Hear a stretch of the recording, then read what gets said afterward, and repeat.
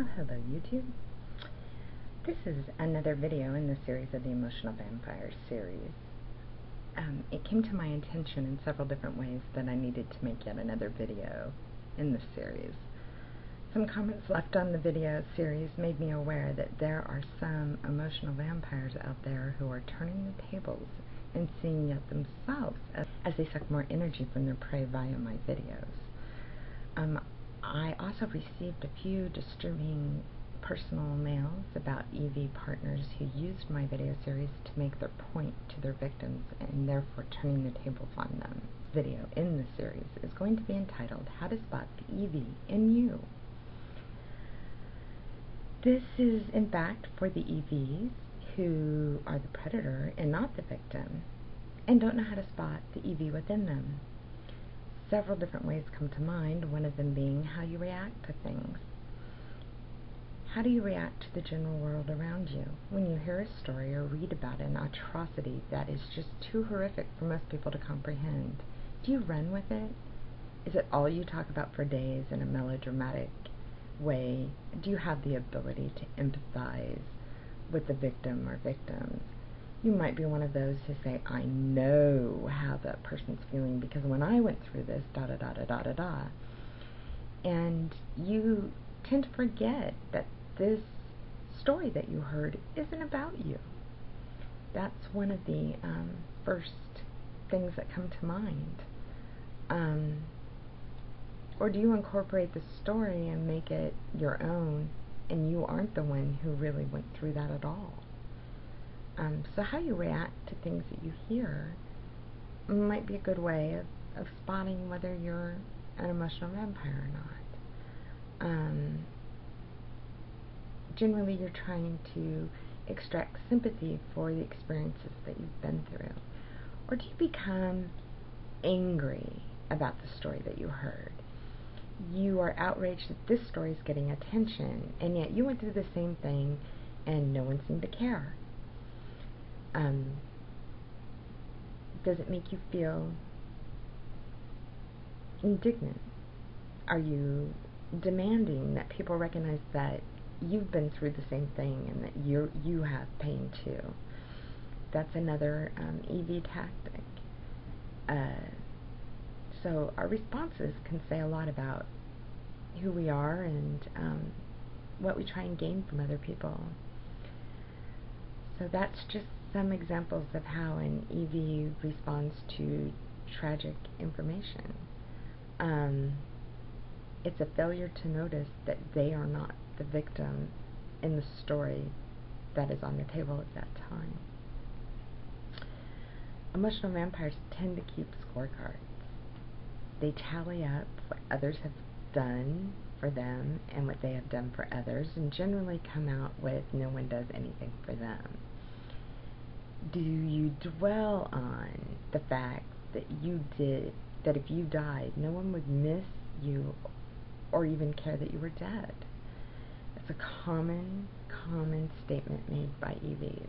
If I died, no one would ever even notice. If you use that line, you most likely are an EV, and you need to start changing the way you interact with people and stop using other people's energy to survive. You often scheme and plot ways to make those around you prove that you are loved. You pretend to be sick. You ask your partner over and over if they died for you. You expect your partner to back you up no matter what you say or do, even if you're wrong. Unconditional love, my dears, is one thing, but loss of personal identity and thought is totally another. A loving partner can express their thoughts that are different from yours without being accused of not loving you. And in a loving relationship, it's okay that you both think completely differently as long as you accept that the other person has different feelings. To try and beat and berate your partner into having the same opinion as yours is nothing more than having a black and white wrong or right situation, and that's not what relationships are about. Do you need there to be a clear right and wrong, a clear winner and loser? You need to ask yourself that, and then ask yourself, are you an EV? Because that is an EV move. Emotional vampires can't handle constructive criticism at all. They cannot see that there's still a good person inside there if they're wrong.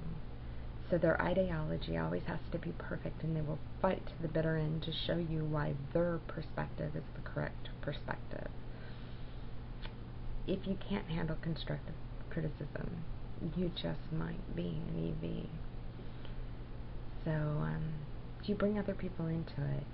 Emotional vampires often say, well, so-and-so and so-and-so, or the rest of the world, or all these people would also agree with me.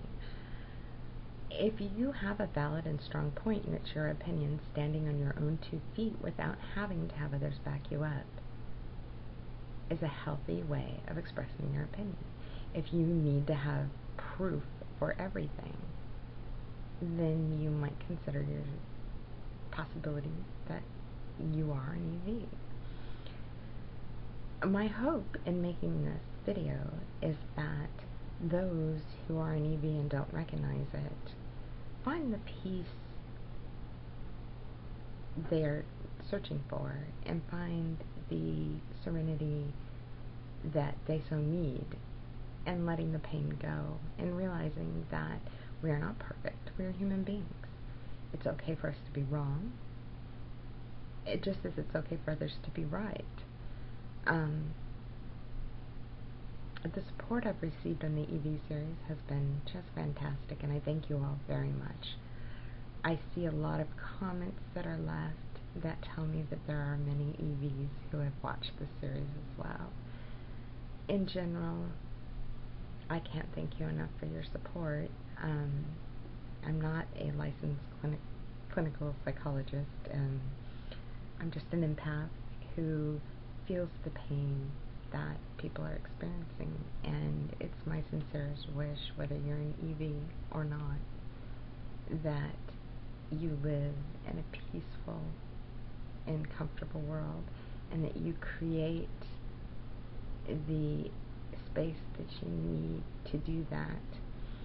Remember that we are not in control of the events that happen in life, but we are in control in how we respond to them.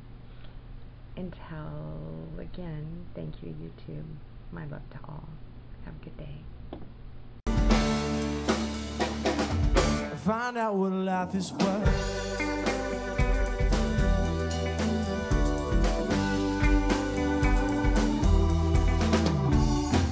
So come sit beside me now. Take some time, maybe talk of where the years have gone. Lately I realize that I've been revolving you as the earth to the sun. The moments I knew you, I found what I'm looking for. In the moments I lose you, won't let that happen, won't let that happen, no. 'Cause 1 in a million ain't something to